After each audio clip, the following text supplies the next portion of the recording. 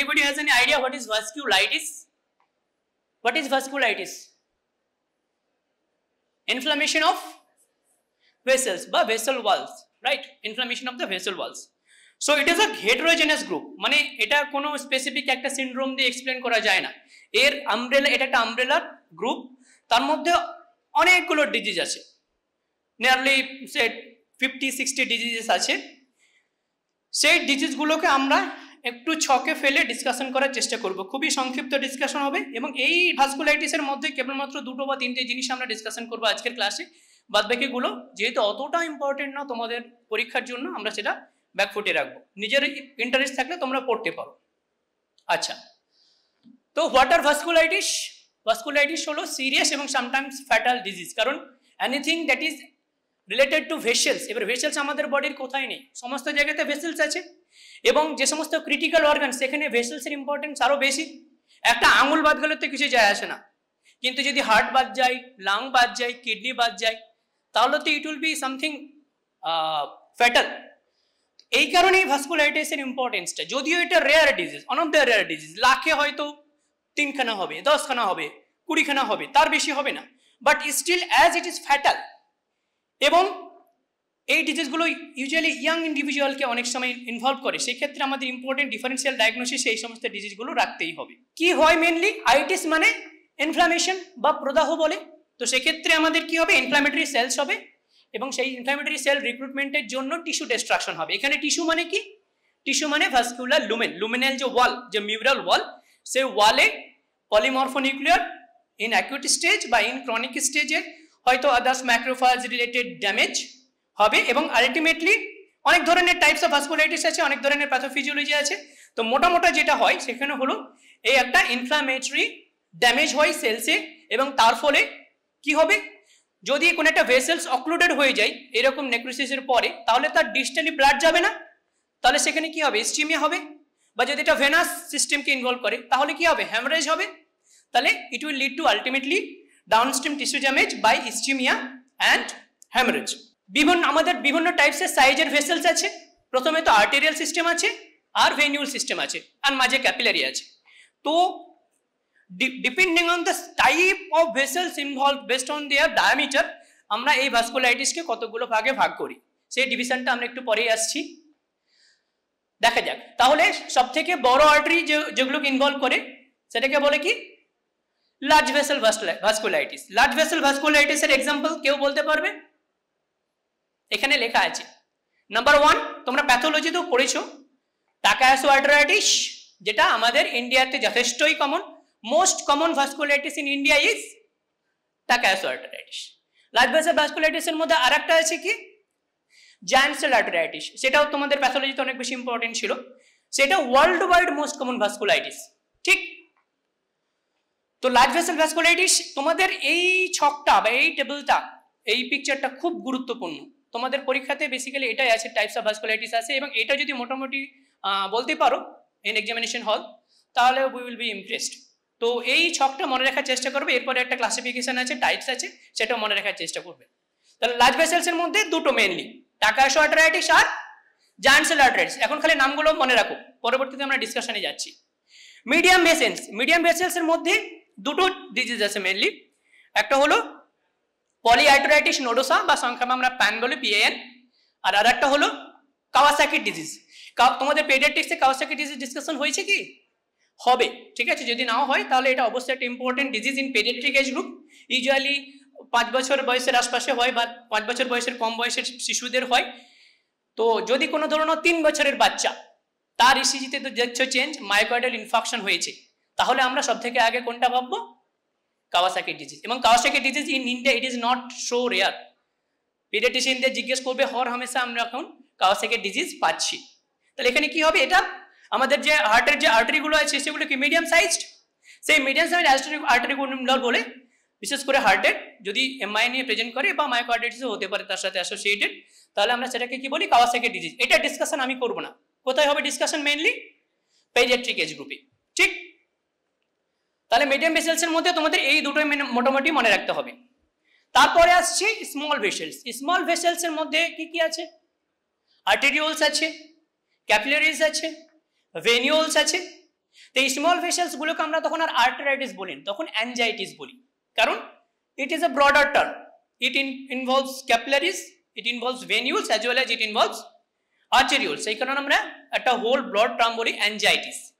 এই অ্যানজাইটিস গুলো মিডিয়াম আর small size যে ভাস্কুলাইটিস গুলো হয়, স্মল আর্টারিজ বা স্মল সাইজ ভেসেলসে যে ইনভলভমেন্ট হয়, সেটা মেইনলি দুই ধরনের হয়। একটা হলো ইমিউন কমপ্লেক্স ডিপোজিশন, আমরা গতদিনকে কিছুটা আলোচনা করছিলাম যে অ্যান্টিজেন অ্যান্টিবডি ক্রস রিঅ্যাক্ট করবে, তার ফলে একটা ইমিউন কমপ্লেক্স হবে, এবং ইমিউন কমপ্লেক্স গুলো তো লার্জ লাম্পি বাম্পি মলিকিউলস, সেগুলো ডিপোজিট করবে, তার ফলে একটা টিস্যু ড্যামেজ হবে, নিউট্রোফিলস রিক্রুটমেন্ট হবে, আদার সাইটোটক্সিক সেলস, আদার ইনফ্ল্যামেটরি সেলস রিক্রুট হবে, এবং তার ফলে একটা টিস্যু ড্যামেজ হবে।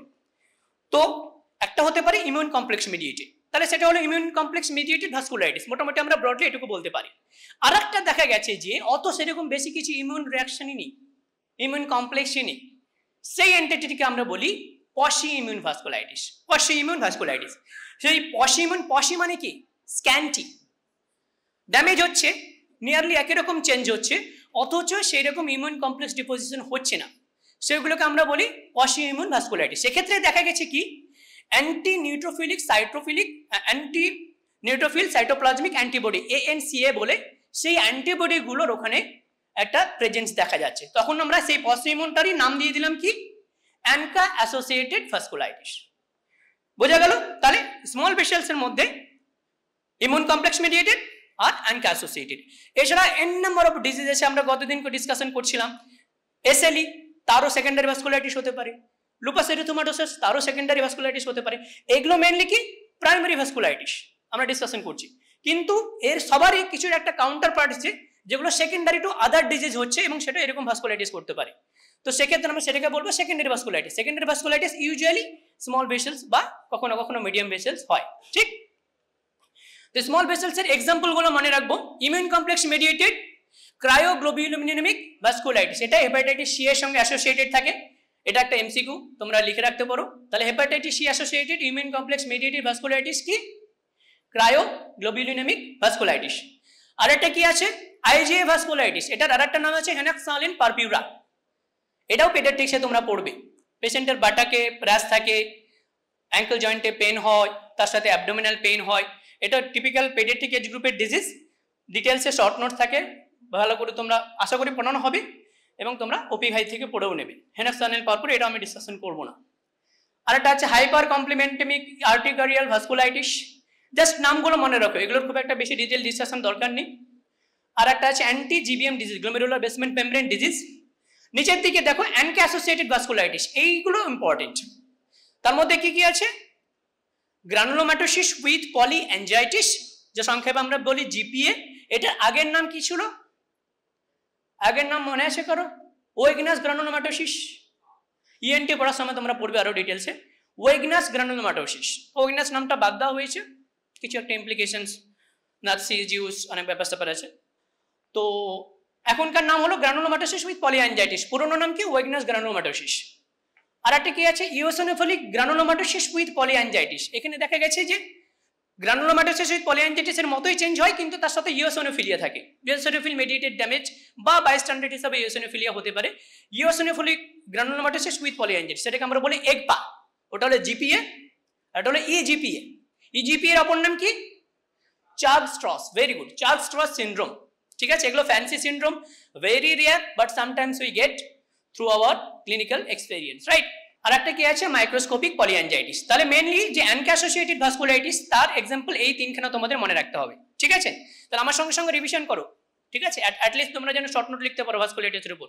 Large vessel vasculitis Takayasu arteritis, giant cell arteritis. Medium vessel vasculitis Kawasaki disease, পেডিয়াট্রিক্সে পড়বো, এখানে আমরা পড়বো polyarteritis nodosa. Small vessel vasculitis immune complex mediated আর অ্যানকা মিডিয়েটেড বা পশি ইমিউন, ANCA মিডিয়েটেড বা pauci immune. Immune complex mediated মধ্যে cryoglobulinaemic number 1, number 2 IgA vasculitis, that is Henoch Schonlein purpura, number 3 complement mediated যে vasculitis, ঠিক? আর ANCA associated, more important for you guys, ANCA associated মধ্যে microscopic polyangiitis number 1, number 2 GPA, number 3 EGPA, as simple as that। GPA এর অপর নাম হলো ওয়েগনাস গ্রানুলোম্যাটোসিস, EGPA এর অপর নাম হলো চার্লস-স্ট্রস সিনড্রোম। তোমরা যদি এমডি হাউস দেখে থাকো সিরিজ, ওয়েব সিরিজ, তাহলে দেখবে এই সমস্ত জিনিসগুলোর নাম প্রায়ই আসে, ঠিক আছে। মেডিসিনে যখন তোমরা প্র্যাকটিস করবে ডিফারেন্সিয়াল ডায়াগনোসিসে, এইগুলো খুব ফ্যান্সি ডিফারেন্সিয়াল ডায়াগনোসিস, এগুলো যদি ডায়াগনোস করতে পারো তাহলে এটা খুব একটা স্যাটিসফ্যাকশন দেয় আমাদেরকে। চলো, তো এই ক্লাসিফিকেশনটার নাম মনে রাখবে, ওই সিমিলার একটু ক্লাসিফিকেশন আর একটু ব্রডার, আরো যে রেয়ার অফ দ্য রেয়ারেস্ট যে ভাস্কুলাইটিস গুলো আছে এই ক্লাসিফিকেশন ইনক্লুড করা হয়েছে। তার নাম কি? Chapel Hill classification. Chapel Hill classification 2012 সালের ক্লাসিফিকেশন। নামটা চাইলে মনে রাখতে পারো, না মনে রাখলেও খুব একটা ক্ষতি নেই। এখানে আমি তোমরা কি দেখতে পাচ্ছ, বোঝা যাচ্ছে একটু? স্লাইডগুলো আমরা শেয়ার করবো গ্রুপে, তখন তোমরা স্লাইডে আরো একটু পড়ে নেবে। লার্জ ভেসেল ভাস্কুলাইটিস একদম প্রথমে দেখতেই পাচ্ছ, Takayasu giant cell. Medium vessels polyarteritis nodosa Kawasaki. Small vessels ওই তিনটে, ইমিউন কমপ্লেক্স মিডিয়েটেড, বাকি যা তিনখানা ডিসকাশন করেছিলেন তার সঙ্গে অ্যান্টিজিবিএম অ্যান্টিবডি বেসমেন্ট মেমব্রেনটাও এখানে ঢুকিয়ে দিয়েছে। তারপরে কিছু কিছু ডিফারেন্সিয়ালস আছে, তার মধ্যে ইম্পর্টেন্ট যেটা মনে রাখতে হবে তোমাদের, ভ্যারিয়েবল ভেসেল ভাস্কুলাইটিসের এক্সাম্পল। ভ্যারিয়েবল ভেসেলস মানে বিভিন্ন সাইজের ভেসেলসকে যে কোনো সময় ইনভলভ করতে পারে। তার মধ্যে দুখানা এক্সাম্পল আছে, একটা হলো বেহেচেট সিনড্রোম, একটা হলো কোগানস ডিজিজ, ঠিক আছে। এই দুটো তুমি এই টেবিল থেকে খালি এই দুটো মনে রাখবে, বেহেচেটস ডিজিজ আর কোগান সিনড্রোম। সিঙ্গেল অর্গান ভাস্কুলাইটিসের এক্সাম্পল তোমাদের লেভেল হয়তো দরকার হবে না। সেকেন্ডারি ভাস্কুলাইটিসের কিছু এক্সাম্পল আছে, ভাস্কুলাইটিস অ্যাসোসিয়েটেড উইথ ড্রাগস আছে, প্রবাবল ইটিওলজি আছে, মোটামোটা একটা ক্লাসিফিকেশন আমরা করে নিতে পারবো, ঠিক আছে। পরীক্ষার আগে একটা রিভিশন করে নিতে পারি। আচ্ছা, এরপরে আমরা দেখবো এই যে তিনটে টাইপের আমরা ভাগ করলাম, large vessel, medium size vessel এবং স্মল ভেসেলস। তো আমাদের লার্জ ভেসেল যে সমস্ত জায়গাতে বা যে সমস্ত অর্গান ইনভলভ হয়, মিডিয়াম সাইজে যে সমস্ত অর্গান ইনভলভ হয় এবং স্মল ভেসেলসে যে সমস্ত অর্গান ইনভলভ হয়, তাদের কিছু টিপিক্যাল ফিচার্স থাকে। ডেফিনেটলি এটা আমরা বুঝতেই পারছি ডিসকাশনে যে কিছু ডেফিনেটলি ওভারল্যাপিং থাকবে, কারণ একটা অর্গানে লার্জ ভেসেলও থাকতে পারে, মিডিয়াম ভেসেলও থাকতে পারে, স্মল ভেসেলও থাকতে পারে, তাহলে ওভারল্যাপিং তো থাকবেই, কিন্তু কিছু টিপিক্যাল নন ওভারল্যাপিং ফাইন্ডিংস আমাদের মনে রাখতে হবে। লার্জ ভেসেলসে কি, মিডিয়াম সাইজ ভেসেলসে কি, অ্যান্ড স্মল ভেসেলসে কি। লার্জ ভেসেলসে কি হবে, লার্জ আর্টারিগুলো ইনভলভ হবে। তাহলে ধরুন যদি লার্জ ফিমোরাল আর্টারি ইনভলভ হয়, ঠিক আছে, ধরুন টাকায়াসু আর্টারিটিস, ফিমোরাল আর্টারি ইনভলভ হয়, তাহলে লেগ ক্লডিকেশন হবে। ক্লডিকেশন মানে বুঝতে পারছো, অন এক্সারশন একটা ইসচেমিক পেইন। তাহলে যেহেতু ভাস্কুলাইটিসের ফলে লুমেন ক্যালিবার কমে যাবে, সেখানে ডিমান্ড অনুযায়ী সাপ্লাই দিতে পারবে না, তাহলে ইসচেমিক পেইন হবে। তাহলে সেটা যদি হাত পায়ের ভেসেলসে হয় ইনভলভমেন্টটা লার্জ আর্টারিগুলো, তাহলে পায়ের ক্লডিকেশন হবে, যদি হাতের হয় তাহলে হাতের ক্লডিকেশন হবে, ঠিক। তাহলে লিম্ব ক্লডিকেশন, লার্জ ভেসেল, এইটা এই সিমটম কমপ্লেক্সটা মনে রাখো। অ্যাসিমেট্রিক ব্লাড প্রেশার, এদিকে ইনভলভ হয়েছে সাবক্লেভিয়ান আর্টারি, এদিকে ইনভলভ হয়নি, তাহলে দুই দিকের ব্লাড প্রেশার অ্যাসিমেট্রিক হবে। অ্যাসিমেট্রিক ব্লাড প্রেশার যদি ইয়াং এজে হয়, তাহলে আমরা কি ভাববো, লার্জ ভেসেল ভাস্কুলাইটিস। মোস্টলি আমাদের ইন্ডিয়াতে সব থেকে কমন কোনটা, টাকায়াসু, এখনই বলা হলো না, এশিয়াতে সব থেকে কমন টাকায়াসু। তাহলে অ্যাসিমেট্রিক ব্লাড প্রেশার যদি হয় একটা 35-year-old ফিমেল পেশেন্টের, তাহলে আমাদের প্রথম ডিডি থাকবে কি, টাকায়াসু আর্টারাইটিস। আর যদি 70-year-old মেল বা ফিমেল পেশেন্ট হয়, তাহলে প্রথম ডিডি কি থাকবে, not vasculitis, it is atherosclerosis. Elderly এজে অ্যাথেরোস্ক্লেরোসিস বেশি কমন হয়, তাহলে অ্যাথেরোস্ক্লেরোসিস থাকবে। তাহলে asymmetric blood pressure is a feature of large vessel vasculitis, right. তারপরে অ্যাবসেন্স অফ পালসেস, আশা করি আলাদা করে ডিসকাশন করতে হবে না। ব্রুই থাকতে পারে, লার্জ ভেসেল ইনভলভ হবে, লার্জার ক্যালিবার থাকবে, সেখান দিয়ে ন্যারোয়িং হয়ে গেলে ব্লাড ফ্লোর আওয়াজটা আমরা পাবো, সেটাকে আমরা বলি ব্রুই, ঠিক আছে। অ্যাওর্টিক ডাইলেটেশন থাকবে, রেনোভাস্কুলার হাইপারটেনশন থাকবে। So this are few features of large vessel vasculitis, ঠিক। মিডিয়াম সাইজড সব থেকে বেশি কোথায় থাকে, আমাদের ডার্মিসে, তাই তো। মিডিয়াম সাইজ ব্লাড ভেসেলস ডার্মিসে থাকে। সো মিডিয়াম সাইজে কি পাবো, কিউটিনিয়াস নডিউলস পাবো, আলসারস পাবো, লিভার রেটিকুলাস পাবো, সবগুলোই দেখো চামড়া এবং অ্যাক্রাল ফিচার্স, আঙুলের মতো জায়গাতে সিমটমস গুলো হয়। তারপরে কি ডিজিটাল গ্যাংগ্রিন পাবো, মনোনিউরাইটিস মাল্টিপ্লেক্স, এই জিনিসটা তোমাদের মনে রাখতে হবে। হোয়াট ইজ মনোনিউরাইটিস মাল্টিপ্লেক্স, একটা সিঙ্গেল নার্ভ ইনভলভ হবে, নার্ভের যে ভেসেলস গুলো তাকে নার্ভকে সাপ্লাই দিচ্ছে, নাম কি, যেটা যে ভেসেলসকে সাপ্লাই দেয় তার নাম কি, অ্যানাটমিক কোশ্চেন, ভাসা ভেসোরাম। আর যে ভেসেলস নার্ভকে সাপ্লাই দেয় তার নাম কি, ভাসা নার্ভোসাম। তাহলে ভাসো নার্ভোসাম হলো মিডিয়াম সাইজড ভেসেলস। তো সেইগুলো যদি ইনভলভ হয় তাহলে আমরা কি পাবো, মনোনিউরাইটিস মাল্টিপ্লেক্স, মানে ডিফারেন্ট এক একটা নার্ভ অ্যাসিমেট্রিক্যালি ইনভলভ হয়, সেটাকে আমরা বলি মনোনিউরাইটিস মাল্টিপ্লেক্স। মনোনিউরাইটিস মাল্টিপ্লেক্সের one of the important cause হলো ভাস্কুলাইটিস। কোন size vasculitis, medium size vasculitis, মনে থাকবে। চলো আর কি আছে, মাইক্রো অ্যানিউরিজম হবে, রেনোভাস্কুলার হাইপারটেনশন। দেখো রেনোভাস্কুলার হাইপারটেনশন দুই জায়গাতেই আছে, ঠিক আছে, কারণ কিডনিতে বড় আর্টারিও আছে, আবার যে ব্রাঞ্চেস গুলো সেগুলো ছোট বা মিডিয়াম সাইজ, তাহলে দুটোই ইনভলভ হতে পারে। লাস্টের দিকে দেখো পারপিউরা, এগুলো আরো স্মলার ভেসেলস, আরো স্মল, আরো ডিস্টালি আমরা যাচ্ছি, সেখানে কি হবে, পারপিউরা হবে। আর কি হবে, হেনাক্সালেন পারপিউরা বা বাদবাকি যে ভাস্কুলাইটিসে পারপিউরা আমরা পাচ্ছিলাম, সেই গতদিনকে রিমোটয়েড ভাস্কুলাইটিস আমরা দেখেছি, ওখানে বাটাকে একটা র্যাশ ছিল, দ্যাট ইজ অলসো পারপিউরা, তাহলে পারপিউরা হবে। আর কি হবে, আর্টিকারিয়া হবে। আর কি হবে, গ্লোমেরুলোনেফ্রাইটিস, সেটাও স্মল ভেসেলস, তাহলে গ্লোমেরুলোনেফ্রাইটিস হবে। আর কি হবে, অ্যালভিওলার হেমারেজ, আমাদের অ্যালভিওলারে স্মল ভেসেলস থাকে, তাহলে অ্যালভিওলার হেমারেজ হবে। আর কিউটেনিয়াস এক্সট্রাভাস্কুলার নেক্রোটাইজিং গ্রানুলোমা, এগুলো অতটা মনে রাখার দরকার নেই, ঠিক আছে। ইউভেইটিস, এপিস্ক্লেরাইটিস, স্ক্লেরাইটিস।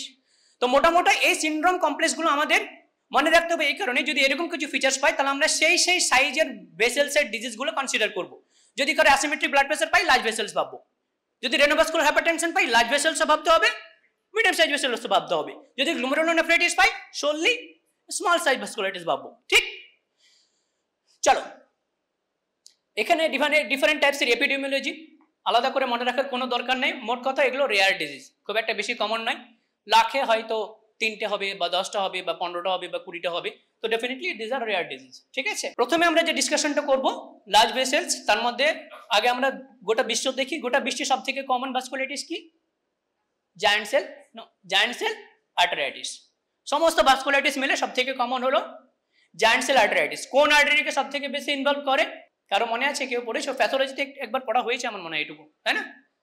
টেম্পোরাল আর্টারি না, এক্সটার্নাল ক্যারোটিড আর্টারি যে ব্রাঞ্চগুলো সেগুলোকে ইনভলভ করে, তাহলে ইট is the most common vasculitis in the world, also known as temporal arteritis. Temporal arteritis একটা মিসনোমার, কারণ খালি যে টেম্পোরাল আর্টারি যে ইনভলভ হবে তা তো না, আরো অনেকগুলো আর্টারি ইনভলভ হতে পারে, ক্যারোটিড আর্টারির ব্রাঞ্চ ইনভলভ হতে পারে, ইভেন ওটাইটিস হতে পারে, ঠিক আছে।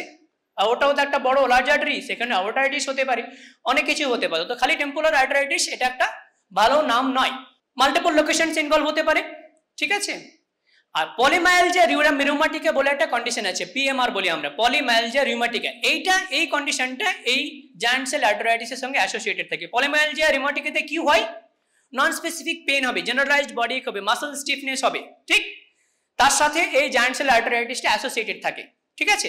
এবারে পলিমায়ালজিয়া রিউমাটিকা অনেক কমন ডিজিজ রিলেটিভলি, এবার তার সাথে জায়ান্ট সেল আর্টারাইটিস যদি অ্যাসোসিয়েটেড থাকে, জায়ান্ট সেল আর্টারাইটিস কি একটা নর্মাল কমন অসুখ নাকি ফ্যাটাল অসুখ?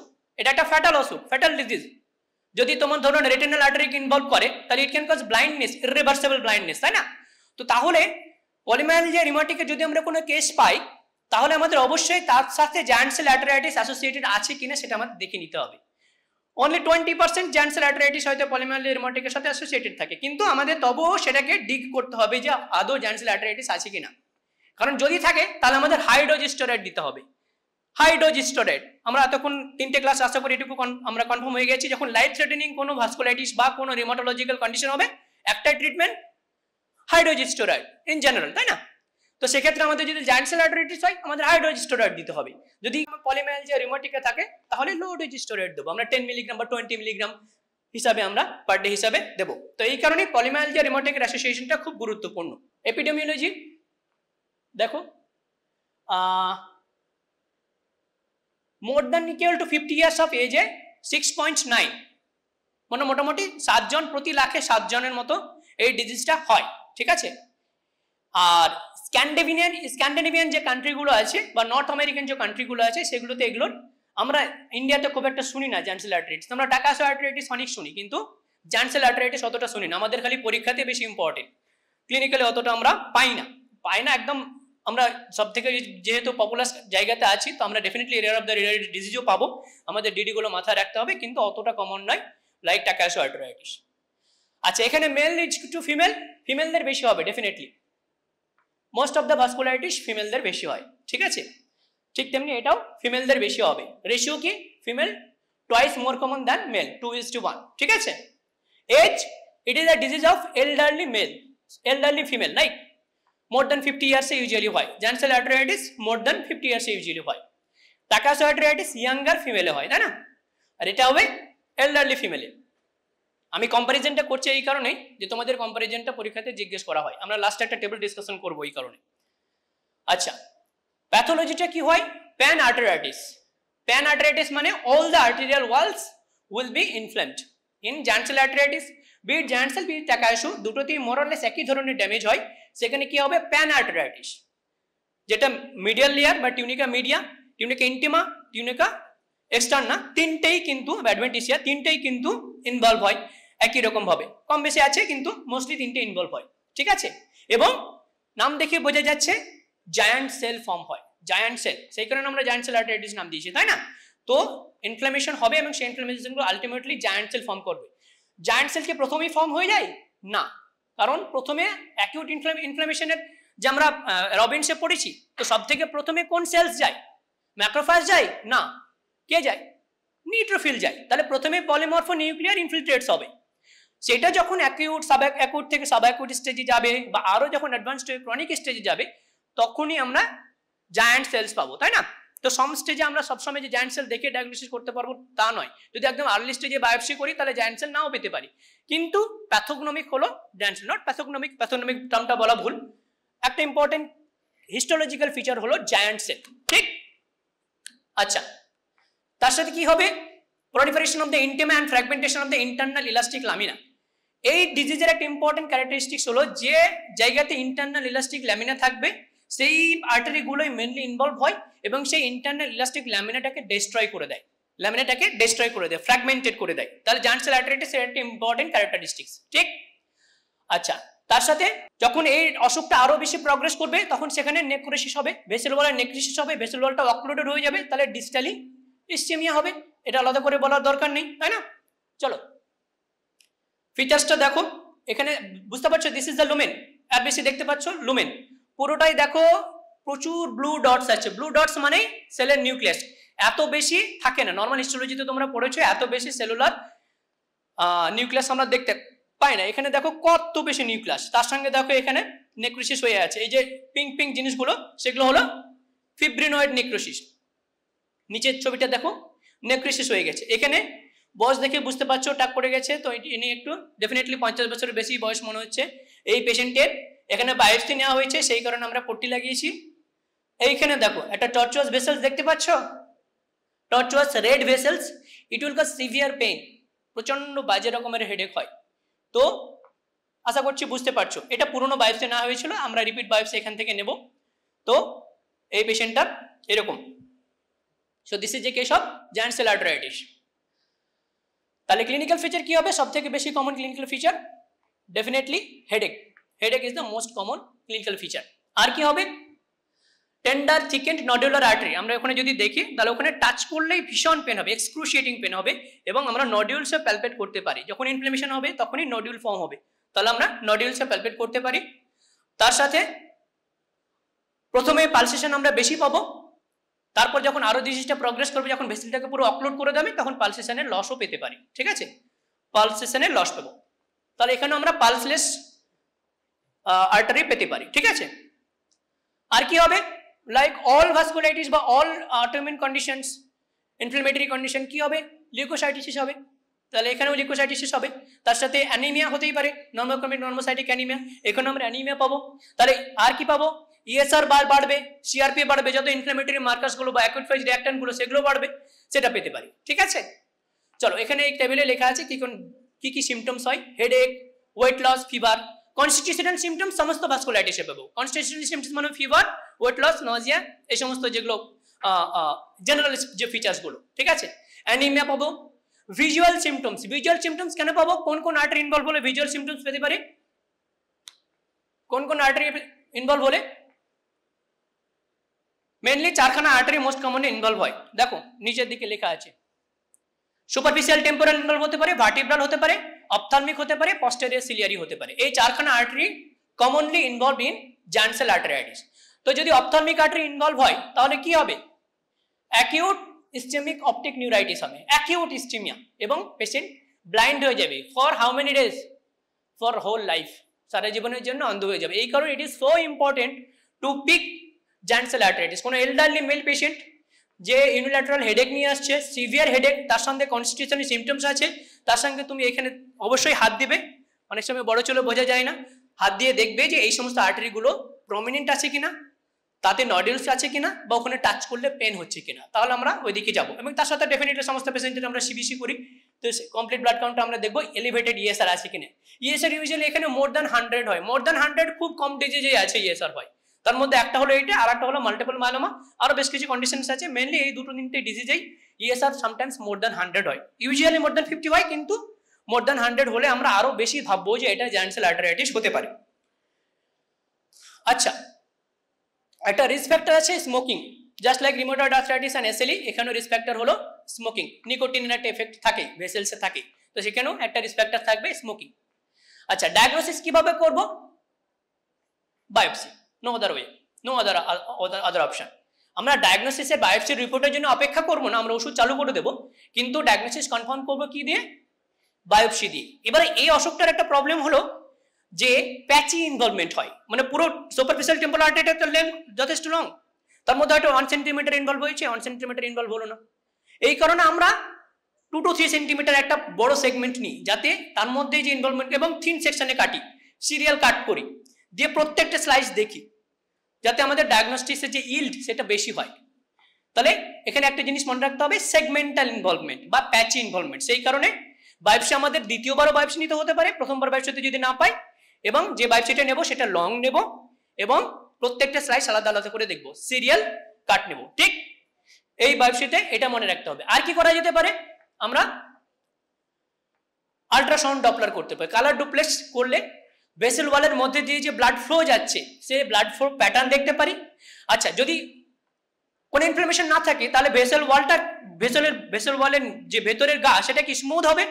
তাহলে আমরা যখন কালার ডপলার বসাবো তখন একটা স্মুথ লিনিয়ার ফ্লো পাবো। এবার তার মধ্যে যদি ইনফ্লামেশন হয়, তাহলে সেটা কি হবে? বিডেড হয়ে যাবে, নডুলার হয়ে যাবে, তাই না? তাহলে অসমান হয়ে যাবে প্রত্যেকটা ক্যালিবার। এইখানে দেখো, এটাকে নর্মাল স্মুথ মনে হচ্ছে, দেখো কেমন বিডেড হয়ে গেছে, এখানে একটু মোটা, এখানে একটু পাতলা, এখানে একটু মোটা, এখানে একদম কমে গেছে। So this is typical of giant cell arteritis. যদি হাই ফ্রিকোয়েন্সি আল্ট্রাসাউন্ড দিয়ে আমরা এখানে দেখি, তাহলে টিপিক্যাল আমরা এরকম ফিচার্স আমরা দেখতে পাবো। ঠিক আছে, তাহলে আমরা রেডিওলজিক্যাল ইনভেস্টিগেশনস করেও এখন আমরা এটা অনেকটা ডায়াগনোসিস করতে পারি। ঠিক। আচ্ছা, এরপরে ট্রিটমেন্ট। এই ছকটা মনে রাখার দরকার নেই, খালি কি কি ড্রাগ ইউজ হয় সেইটুকু মনে রাখবে। কি ড্রাগ ইউজ হয়? One and only drug. কি ড্রাগ ইউজ হবে? ভাস্কুলাইটিস, সিভিয়ার ডিজিজ, কি ড্রাগ ইউজ হবে বলো? Steroid, glucocorticoids. একটু হাই ডোজে দেবো, 1 milligram per KG body weight আমরা দিই। ঠিক আছে, যদি চোখে অন্ধত্বের চান্স থাকে, ব্লাইন্ডনেস থাকে, ভিজুয়াল সিমটমস থাকে, তাহলে আমরা পালস থেরাপি দিব, 1 গ্রাম অবধি দিতে পারি, মিথিলপ্রেডনিসোলিন 1 গ্রাম দেবো। যদি সেরকম কিছু না থাকে, কিছুটা রিলেটিভলি কম খারাপ অসুখ প্রেজেন্টেশন থাকে, তাহলে আমরা হাই ডোজে দেবো, কিন্তু ওরাল দেবো। যদি রেটিনাল আর্টারি ইনভলভ থাকে, তাহলে হাই ডোজ দেবো, আইভি দেবো, পালস থেরাপি দেবো। ঠিক আছে, এই দুটো জিনিস মনে রাখবে। তারপরে যদি রেসপন্স না করে, তখন আমরা সাইক্লোফসফেট দিতে পারি। আর কি দিতে পারি? টসিলিজুমাব দিতে পারি। টসিলিজুমাব কি? ইন্টারলিউকিন 6। করোনার সময় আমরা দেখেছি, তোমাদের তো আগের পিরিয়ডে, সেটা করোনার সময় আমরা টসিলিজুমাব ইউজ করেছিলাম। তো ইন্টারলিউকিন 6 কে ব্লক করে টসিলিজুমাব, সেই ইনফ্লামেটরি মার্কাসটা এখানেও আমরা দেখতে পাই এলিভেট হয়েছে, তো টসিলিজুমাব আমরা ইউজ করতে পারি। এটা ট্রায়াল বলতে পারো। তাহলে মেনলি যে ম্যানেজমেন্ট, সেটা দুটো ভাগে ভাগ করে রয়েছে। ভিজুয়াল সিমটমস আছে, ক্রিটিক্যাল ক্রিনিয়াল ইস্টেমিয়া আছে না নেই। যদি না থাকে, তাহলে হাইডোজ ওরাল কর্টিকোস্টেরয়েড। যদি থাকে, তাহলে হাইডোজ আইভি কর্টিকোস্টেরয়েড। রেসপন্স করলো চালিয়ে যাও, রেসপন্স না করলো তাহলে আমরা মেথোট্রেক্সেট দেবো, বা অ্যাবেটাসেপ্ট দেবো, বা টসিলিজুমাব দেবো। এখানেও একই রকম, মেথোট্রেক্সেট বা অ্যাবেটাসেপ্ট বা টসিলিজুমাব। সাইক্লোফসফেট এখানে আমরা দিই না। কি দিই? অ্যাবেটাসেপ্ট দিই, মেথোট্রেক্সেট দিই, বা টসিলিজুমাব। এই তিনখানা মেনলি আমরা ইউজ করি। তাহলে এই ড্রাগগুলোর নাম খালি মনে রাখতে হবে। Number 1 drug glucocorticoid, high dose oral বা IV pulse therapy. Number 2 methotrexate, number 3 abatacept, number 4 tocilizumab. এই চারখানা ড্রাগের নাম মনে থাকবে। So this is all about giant cell arteritis. এরপরে আমাদের ইন্ডিয়াতে সবথেকে কমন ভাস্কুলাইটিস, টাকায়াসু আর্টারাইটিস। এটাও খুব তোমাদের কমনলি শর্ট নোটে আমরা দিয়ে থাকি, বা তোমাদের পরীক্ষার হলে ধরা হয়। ঠিক আছে, তাহলে কি? It is also known as pulseless disease. কেন? কারণ ইউজুয়ালি যখন ইয়াং হয়তো ফিমেল পেশেন্ট প্রেজেন্ট করলো, তার এক হাতে দেখছি পালস আছে, আর এক হাতে দেখছি পালস নেই। এই কারণে প্রথমে যখন পিক করা হয়, তাহলে পালসলেস পাওয়া গিয়েছিল, সেই কারণে disease known as pulseless disease বা occlusive thrombo aortopathy, occlusive thrombo aortopathy most commonly অ্যাওর্টাকে ইনভলভ করে, subclavian aorta and its branches. তো সেক্ষেত্রে যখনই সেইটা ইনভলভ হবে, অ্যাওর্টার থেকে তো অনেকগুলো ব্রাঞ্চ হয়, তাহলে সেই ব্রাঞ্চের মুখগুলো অনেক সময় বন্ধ হয়ে যেতে পারে, বা সেই ব্রাঞ্চগুলো ইটসেলফ ইনভলভ হয়ে লুমেনটা ন্যারো হয়ে যেতে পারে, এবং যখনই ন্যারো হবে তখন সেখানে থ্রম্বোসিসও হতে পারে। তাহলে অক্লুসিভ থ্রম্বো অ্যাওর্টোপ্যাথি এটার আরেকটা নাম, মনে রাখার কোনো দরকার নেই, খালি টাকাসো আর্টারাইটিস মনে রাখলে হবে, also known as pulseless disease, ঠিক আছে।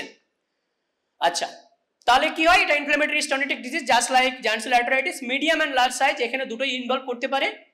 Strong predilection for aortic arch and its branches, ওখানে ছিল external carotid, vertebral, posterior ciliary and ophthalmic, এখানে হলো aortic as well as its branch. তার মানে কি এটাই যে জান্সেল আর্টারাইটিস কখনো অ্যাওর্টাকে ইনভলভ করতে পারে না? অবশ্যই পারে, মোস্ট কমনলি যেটা সেটা আমরা বলি, ঠিক আছে। অ্যাওর্টাইটিস দুটোতেই হতে পারে, কিন্তু মোর কমনলি হয় কোথায়? টাকাসো আর্টারাইটিস, ঠিক আছে। আচ্ছা, most common vasculitis among Asian, Takayasu নামটা জাপানিজ চিকিৎসকের নাম, তাই না, জাপানিজ। আচ্ছা, মিডিয়ান প্রেজেন্টেশন কত? 25 ইয়ার্স, তাহলে ইয়াং ফিমেলের এটা একটা অসুখ। তাহলে ইয়াং ফিমেলে যদি দুই দিকের পালস অসমান পাও, সব থেকে প্রথমে কি ভাববো? টাকাসো আর্টারাইটিস, ঠিক আছে।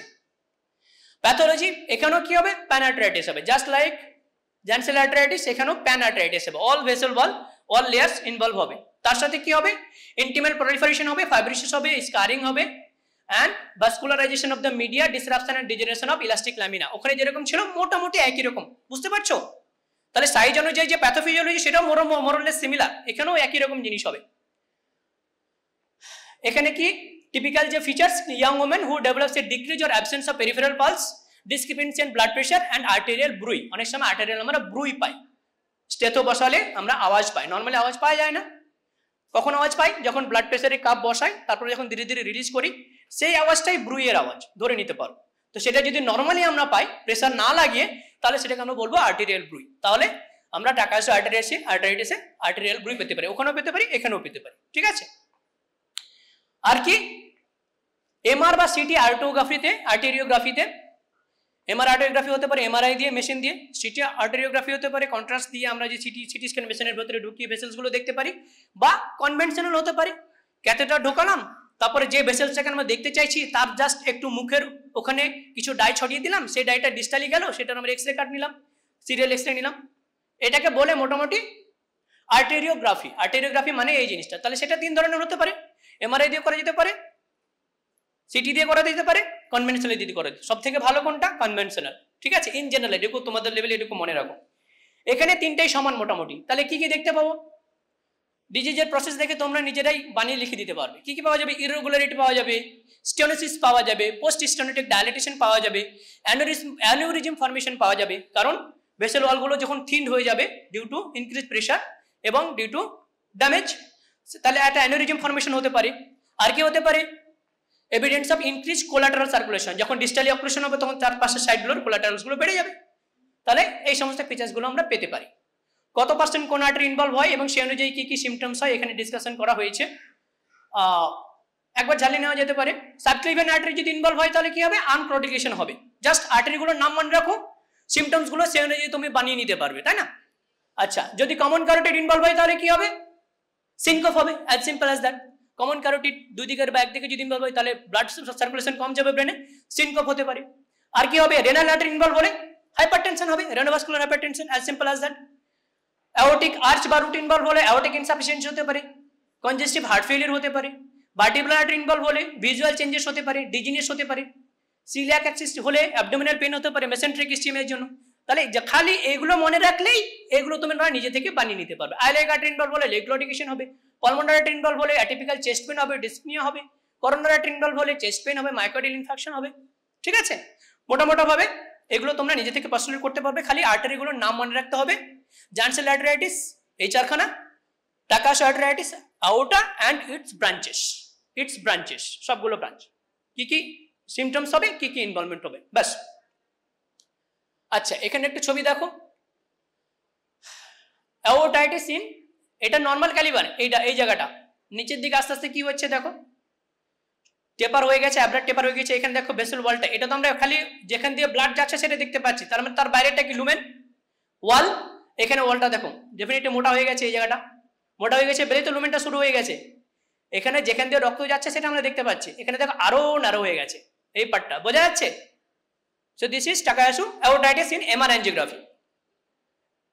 আর fusiform aneurysm and wall thickening in a patient with Takayasu arteritis. এখানে দেখো ওয়াল থিকেন বোঝা যাচ্ছে, আলাদা একটা কালো পয়েন্ট বোঝা যাচ্ছে, এটা আওর্টার একটা ক্রস সেকশন, ডিসেন্ডিং আওর্টা, তাই না?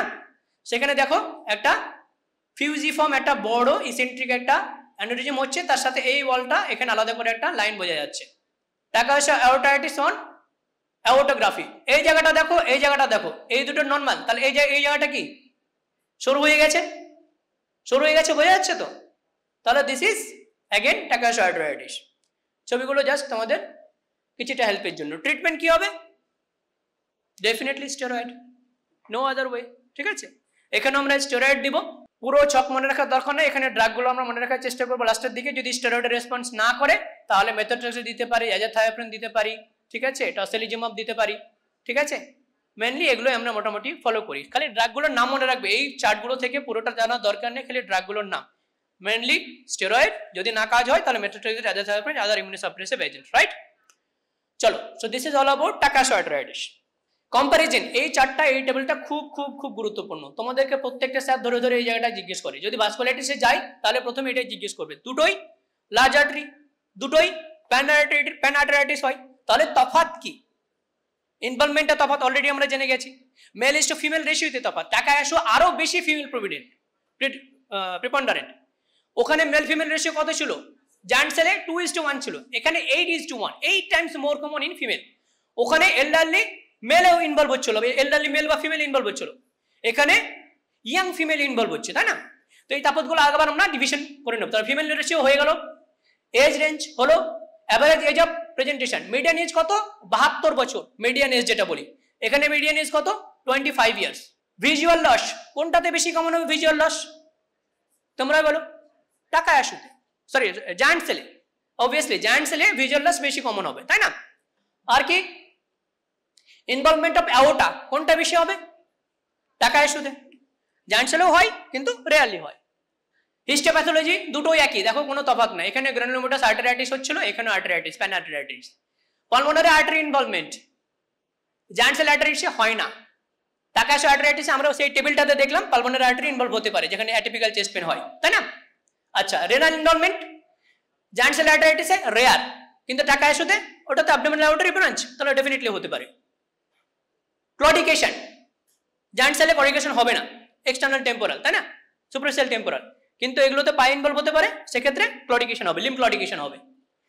এথনিক গ্রুপ স্ক্যান্ডিনেভিয়াতে বেশি কমন ছিল, এগুলো টাকায়াসুটা এশিয়াতে বেশি কমন।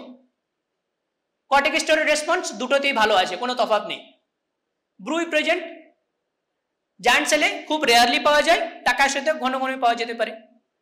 আর লাস্টে কি? সার্জিক্যাল ইন্টারভেনশন জায়ান্ট সেলে খুব একটা দরকার হয় না, কিন্তু টাকায়াসুতে প্রায়ই দরকার হয়। কি হয়? আমরা যে জায়গায় লুমেন ন্যারো হয়ে গেছে সেখানে আমরা স্টেন্টিং করি, ঠিক আছে? যখন ওষুধ দিয়েও কাজ হয় না তখন আলটিমেটলি আমাদের সার্জারি করতে হয়, এবং সেখানে যেই জায়গায় লুমিনাল ন্যারোইং হয়ে গেছে সেখানে আমরা স্টেন্ট বসিয়ে দিই। তো এই হলো মোটামুটি তফাৎ। এই টেবিলটা সব থেকে গুরুত্বপূর্ণ, আজকের ক্লাসে সব থেকে গুরুত্বপূর্ণ টেবিল, ঠিক আছে?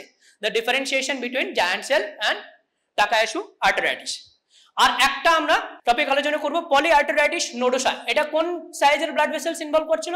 মিডিয়াম সাইজ, অবভিয়াসলি মিডিয়াম সাইজে আমরা দুটো ডিসকাশন করব বা করার কথা। একটা হলো কাওয়াসাকি ডিজিজ, যেটা পেডিয়াট্রিক্সে ডিসকাশন হবে, আর একটা হলো এটা পলি আর্টারাইটিস নোডোসা। এটা কি? এটা হলো একটা multi system necrotising vasculitis of small and medium size. এখানে কিন্তু ওভারল্যাপ হচ্ছে, অনলি মিডিয়াম সাইজ নয়, কিছুটা স্মল সাইজ ভেসেলসকেও ইনভলভ করে। এটা তোমাদের অনেক শর্ট নোট আছে, ঠিক আছে? শর্ট নোটের জন্য এটা অবশ্যই পড়তে হবে তোমাদেরকে, সেই কারণে আমি এটা পিক করেছি।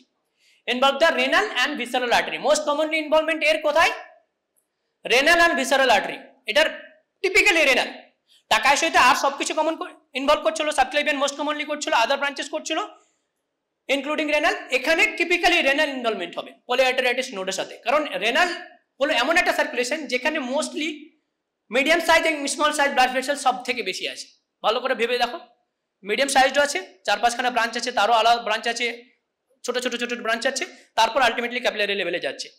এই জায়গাতে সব থেকে বেশি ইনভলভ হবে পলি আর্টারাইটিস নোডের সাথে কিডনি। যদি কিডনি ছবি থাকে আর ভাস্কুলাইটিসের পিকচার থাকে ক্লিনিক্যালি, সব থেকে প্রথমে তোমাদের মাথায় আনা উচিত এমসিকিউ পলিআর্টারাইটিস নোডোসা। আচ্ছা, এখানেও দুটো স্টেজ আমরা ভাগ করতে পারি, acute stage, chronic stage. Acute স্টেজে কি হবে? পলিমরফোনিউক্লিয়ার ইনফিলট্রেটস পাওয়া যাবে, তার জন্য টিস্যু ডিস্ট্রাকশন হবে, যাই হবে হবে। ক্রনিক স্টেজে কি পাবো? ফিব্রিনোয়েড নেক্রোসিস পাবো, কোলাজেন ডিপোজিশনস পাবো এবং লাস্টলি অ্যানিউরিজমাল ডায়ালিটেশন পাবো। ঠিক, অ্যাজ সিম্পল অ্যাজ দ্যাট। এটা আলাদা করে মাথা লাগাতে হবে না এটার জন্য, ঠিক আছে? পলিআর্টারাইটিস নোডোসা কিছু স্পেসিফিক কন্ডিশনের সঙ্গে অ্যাসোসিয়েটেড থাকে, এমসিকিউ এর জন্য খুবই খুবই গুরুত্বপূর্ণ। ভাইবা তো আমরা ধরি কি কি, সব থেকে আগে আসবে হেপাটাইটিস বি, তারপরে হেপাটাইটিস সি নয়, হেপাটাইটিস সিও অ্যাসোসিয়েটেড থাকতে পারে। হেপাটাইটিস সির সঙ্গে আর কোন ভাস্কুলাইটিস অ্যাসোসিয়েটেড ছিল? ক্রায়োগ্লোবুলিনেমিক ভাস্কুলাইটিস, একদম প্রথম দিকে আমরা ডিসকাশন করেছি। হেপাটাইটিস বি এর সঙ্গে অ্যাসোসিয়েটেড দিস পলিআর্টারাইটিস নোডোসা। আর কোন কোন কন্ডিশন অ্যাসোসিয়েটেড থাকতে পারে? হেপাটাইটিস সি থাকতে পারে, হেয়ারি সেল লিউকেমিয়া বলে একটা ব্লাড ম্যালিগন্যান্সি আছে, ঠিক আছে? প্যাথোলজিতে পড়েছো, হেয়ারি সেলস স্লাইডে ছিল রবিনসে। তাহলে হেয়ারি সেলস লিউকেমিয়া, তার সঙ্গে অ্যাডেনোসিন ডিয়ামিনেজ টাইপ 2 ডেফিসিয়েন্সি, তার সাথেও পলিআর্টারাইটিস নোডোসা অ্যাসোসিয়েটেড থাকতে পারে। তাহলে ক্লিনিক্যাল ফিচার কি হবে? কনস্টিটিউশনাল সিমটমস সবার যা তাই, এখানেও তাই হবে, ফিভার, ম্যালজিয়া, হ্যানা তানা। তার সাথে রেনাল ইনভলভমেন্ট হবে। রেনাল ইনভলভমেন্টের একটাই ফিচার হয়, একই ধরনের ফিচার হয়, সমস্ত রেনাল ইনভলভমেন্টের একই ধরনের ফিচার। কি হবে? হাইপারটেনশন হবে, আর কি হবে? প্রোটিনিউরিয়া হবে, আর কি হবে? প্রোটিনিউরিয়া হবে, তার সাথে আর বেশি থাকবে হেমাচুরিয়া হবে, তাই না? হেমাচুরিয়া হবে। তাহলে গ্লোমেরুলোনেফ্রাইটিসের টিপিক্যাল যে ফিচার্সগুলো সেগুলো আমরা এখানে পলিআর্টারাইটিস নোডোসাতে পাবো, ঠিক আছে? রেনাল যদি আরো বেশি ডিজিজটা প্রোগ্রেস করে তাহলে রেনাল ফেলিয়ার হতে পারে, তাই না? ইউরিয়া ক্রিয়াটিনিন রাইজ করতে পারে, অ্যাজোটোমিয়া হতে পারে, আর তার সাথে হেমারেজ হতে পারে ডিউ টু মাইক্রোঅ্যানিউরিজম, ঠিক আছে? কি টাইপের কত পার্সেন্ট ইনভলভমেন্ট এখানে লেখা আছে? রেনাল ইনভলভ হতে পারে, মাসকুলোস্কেলিটাল, পেরিফেরাল নার্ভাস সিস্টেম। হ্যাঁ, এখানে এটা মনে রাখতে হবে, পলিআর্টারাইটিস নোডোসাতে যেহেতু এটা মিডিয়াম সাইজ ভেসেলস, তাহলে বাসা নার্ভোসাম ইনভলভ হতে পারে, তাহলে এখানেও পেরিফেরাল নিউরোপ্যাথি হতে পারে, ঠিক আছে? তাহলে পলিআর্টারাইটিস নোডোসা পেরিফেরাল নিউরোপ্যাথি করতে পারে, গ্যাস্ট্রোইন্টেস্টিনাল ট্র্যাক্ট ইনভলভ হতে পারে, স্কিন ইনভলভ হতে পারে। ডিফিউজলি যে সমস্ত জায়গাতে medium to small size blood vessels আছে সেগুলোই বেসিক্যালি ইনভলভ হয়। মোস্ট কমনলি কোনটা ইনভলভ হয়? কিডনি। এটা মনে রাখার দরকার নেই, লম্বা টেবিল পড়ার সময় থাকলে পড়বে, না হলে স্কিপ করে যাবে। জাস্ট এই দিকে লাইনটা মনে রাখবে, ঠিক আছে? মাসকুলোস্কেলিটাল, স্কিন, রেনাল, এইটা পড়তে পারো ডিটেলসে, ঠিক আছে? বাদ বাকিগুলো পড়ার দরকার নেই। ল্যাবরেটরি ইনভেস্টিগেশনস জাস্ট লাইক এতদিন পর্যন্ত যেগুলো আমরা পড়ে আসছিলাম সেগুলো এবার ছেপে দেবে। কি কি পাবো? লিউকোসাইটোসিস পাবো, আর কি পাবো? এলিভেটেড ইএসআর, সিআরপি, আর কি পাবো? Hyper gamma globulinaemia. যে সমস্ত জায়গাতেই অ্যান্টিজেন অ্যান্টিবডি বেশি বেশি প্রোডাকশন হবে সেখানে গামা গ্লোবুলিন বেশি হবে। অ্যান্টিবডিটা কি অ্যাকচুয়ালি? ইমিউনোগ্লোবিউলিন, তাই না? তাহলে গ্লোবুলিন বেশি হবে। ইমিউনোগ্লোবিউলিন মানে কি? গামা গ্লোবুলিন, তাহলে গামা গ্লোবুলিনেমিয়া তাহলে বেশি হবে। তার সাথে কি হবে? হেপাটাইটিস বি এবং সি অ্যাসোসিয়েটেড থাকতে পারে। আমরা অবশ্যই প্রত্যেকটা পেশেন্টের যাদের আমরা পলিআর্টারাইটিস নোডোসা সাসপেক্ট করব তাদের সেরোলজি করব, হেপাটাইটিস বি এবং সি এর জন্য আলাদা করে টেস্ট করব। আর ডায়াগনোসিস কি দিয়ে করব? On and only biopsy, biopsy ছাড়া কোনো উপায় নেই। আর একটা কি করতে পারি? আর্টেরিওগ্রাফি করতে পারি। বায়োপসি তো হলো, আর একটা কি করতে পারি? আর্টেরিওগ্রাফি করতে পারি। এখানে কিন্তু এমআর বা সিটি স্ক্যান করে লাভ নেই, কারণ ওটা এত ছোট ছোট medium to small size blood vessels involve হয়, তো ওগুলো খুব একটা ভালো বোঝা যায় না। প্লাস সব থেকে বেশি কোন জায়গাটা ইনভলভ হয়? কিডনিতে। সেখানে যদি আমরা ছবি নিই তাহলে অনেক সময় অনেক ওভারল্যাপিং হয়, যতই থিন স্লাইস নিই তাও ওভারল্যাপিং স্মল আর্টারিজ গুলো থাকে। সেই কারণে আমাদের সবসময় অলওয়েজ এখানে কনভেনশনাল অ্যাঞ্জিওগ্রাফি করতে হয়। সেই কনভেনশনাল আর্টেরিওগ্রাফিতে আমরা কি পাবো? একই রকম পাবো, অক্লুশন পেতে পারি, ন্যারোইং পেতে পারি, স্টোনোসিস পেতে পারি, নডিউলার এনলার্জমেন্ট পেতে পারি বা অ্যানিউরিজম পেতে পারি। সবগুলো এখানে লেখা আছে, দেখো। Demonstration of aneurysm, stenotic segments, obliteration of small and medium sized arterioles in the renal, hepatic or visceral vasculature. দেখো, এরকম ছবি থাকলে সব থেকে প্রথমে তোমাদের এমসিকিউতে এই ছবিগুলোই দেবে। পলিআর্টারাইটিস নোডোসার পিকচার দেবে। Known case of hepatitis be patient, 46-year-old male, presented with hematuria, proteinuria, RBC in urine and fever and blah blah blah. তার অটোগ্রাফি করা হয়েছে, তাতে এই পিকচার পাওয়া গেছে। What is the diagnosis? Polyarteritis nodosa option A, option B টাকা আছে, option C giant cell arteritis হানাতানা। তাহলে এরকম যদি পিকচার পাও, এইখানে দেখো হঠাৎ করে এইটা নর্মাল, এই যে আস্তে আস্তে নর্মাল স্মুথ টেপারিং হচ্ছে, এখানে দেখো হট করে ন্যারো হয়ে গেছে, এখানেও কাট অফ হয়ে গেছে। তার মানে কি? এখানে স্টেনোসিস হয়েছে। এগুলোতে দেখো নডিউল ফর্ম করছে, এখানে নডিউল, এখানে নডিউল, ঠিক আছে? এই নডিউল, তাহলে এগুলো নডিউল ফর্ম করছে, তাহলে it is a disease of polyarteritis nodosa. এখানে দেখো আর্টারিগুলো নর্মাল কি এরকম হয়, এত হাঁকা বাঁকা, এটা কি লিভার। এই যদি স্পাইন হয়, স্পাইনের রাইটে একটা অর্গান থেকে বড়, এত বড় কি লিভার। তাহলে এখানে কি হয়েছে, হেপাটিক পলিআর্টারাইটিস নোডোসা হয়েছে। এখানে ভেসেলের প্যাটার্নটা দেখো কেমন টর্চুয়াস, এদিকে হেঁকে বেঁকে গেছে।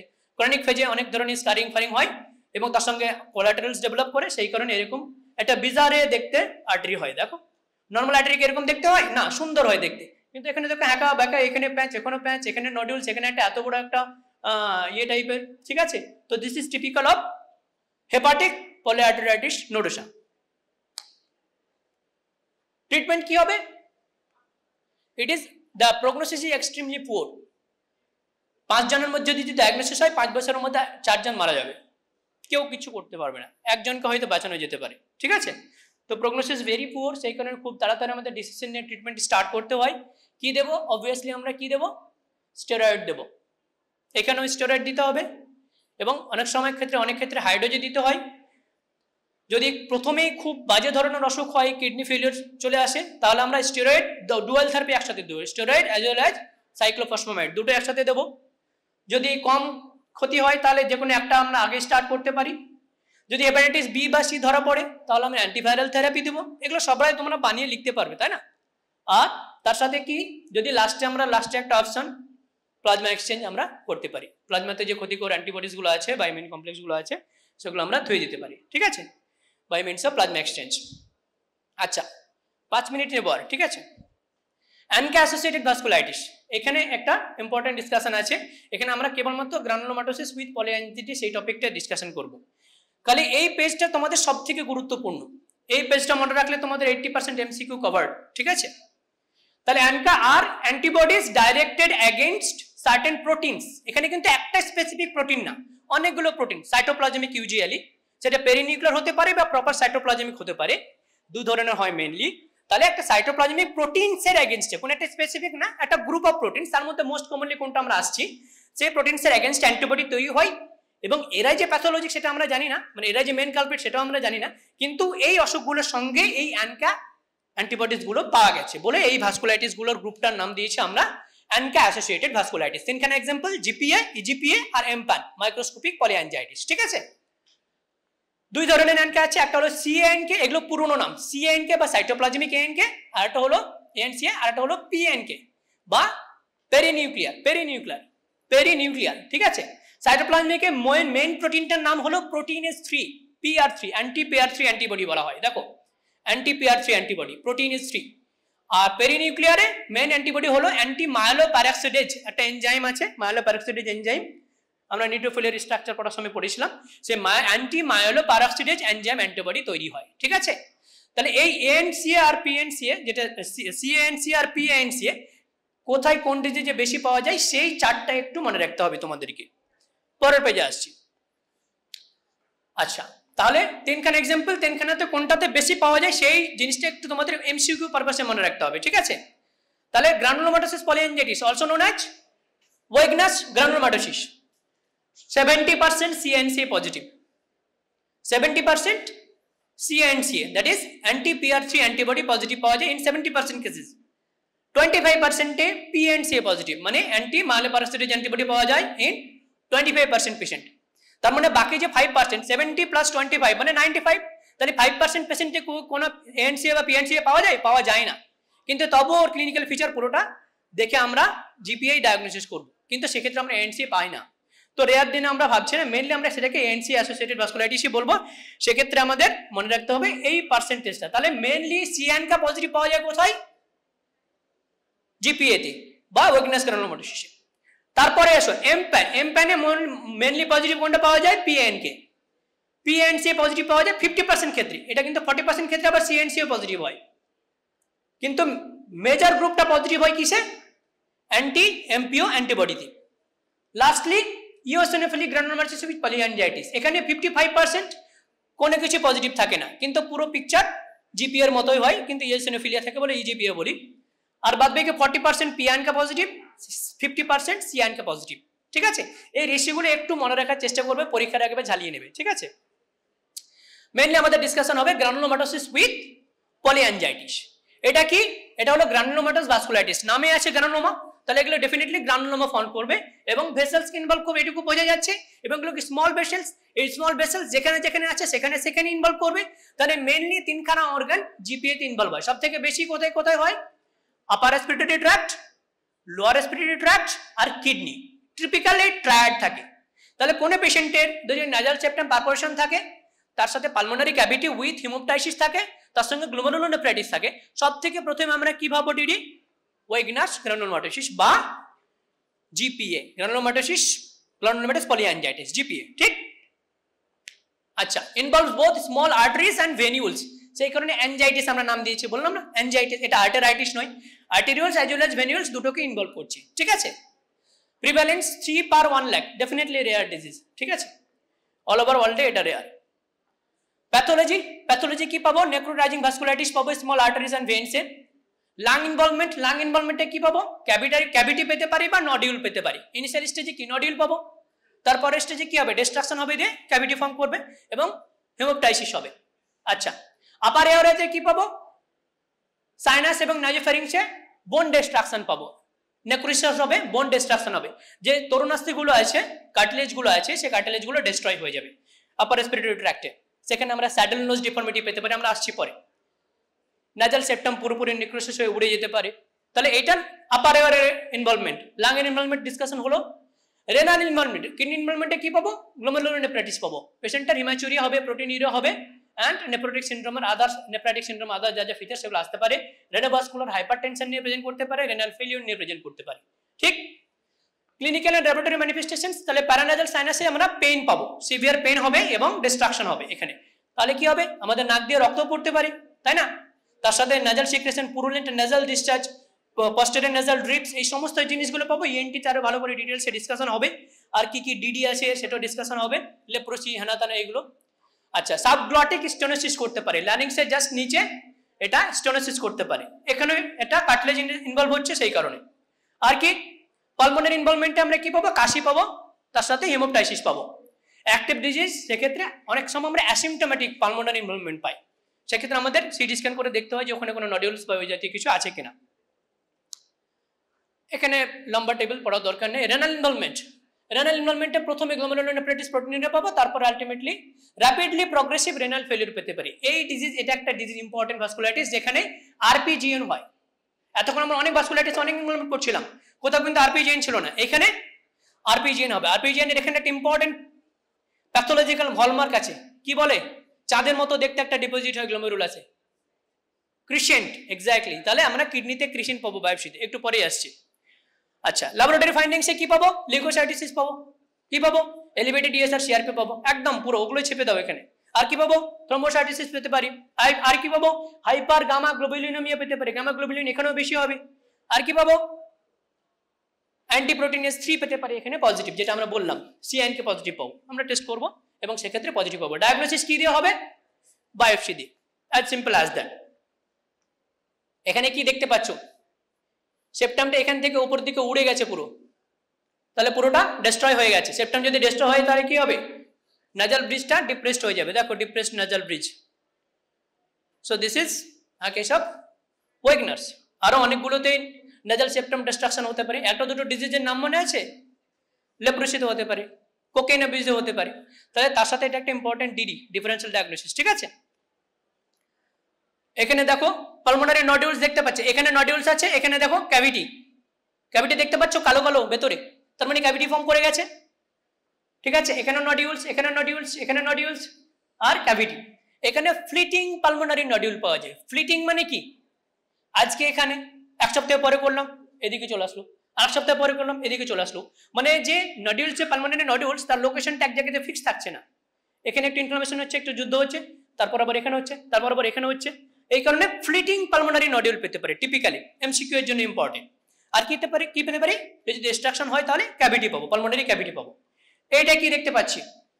এটা কি এরকম গোল জিনিস একটাই আছে হিস্টোপ্যাথোলজিতে, কিডনি গ্লোমেরুলাস, তার সাথে এটা কি পাচ্ছে? এই যে একটা চাঁদের মতো দেখতে কি ডিপোজিট হয়েছে, দিস ইজ ক্রিসেন্ট, তাহলে renal crescent. This is a case of rapidly progressive glomerulonephritis in granulomatous polyangiitis, ঠিক আছে? ট্রিটমেন্ট, এখানে ডিটেলসে যাওয়ার দরকার নেই, একই রকম ভাবে আমরা কি দেবো, যদি খুব খারাপ অসুখ হয় তাহলে হ্যাঁ গ্লুকোকর্টিকয়েডস, অবভিয়াসলি সবাই জেনে গেছে। আর কি দেবো, তাতে যদি রেসপন্স না করে তাহলে আমরা পরবর্তী ইমিউনোসাপ্রেসেন্টগুলো দেবো, আজাথ্রোপিন দেবো, মেথোট্রেক্সেট দেবো, সাইক্লোফসফেট দেবো, এখানে সবগুলো দিতে হতে পারে আমাদের। অ্যান্ড লাস্টলি সমস্ত কিছুতে যদি ফেল হয় তাহলে আমরা রিডাকশন দিতে পারি। ওইগুলোই এখানে স্টেপ বাই স্টেপ আলোচনা আছে, তোমরা খালি ড্রাগগুলোর নামটা মনে রাখবে, ঠিক আছে।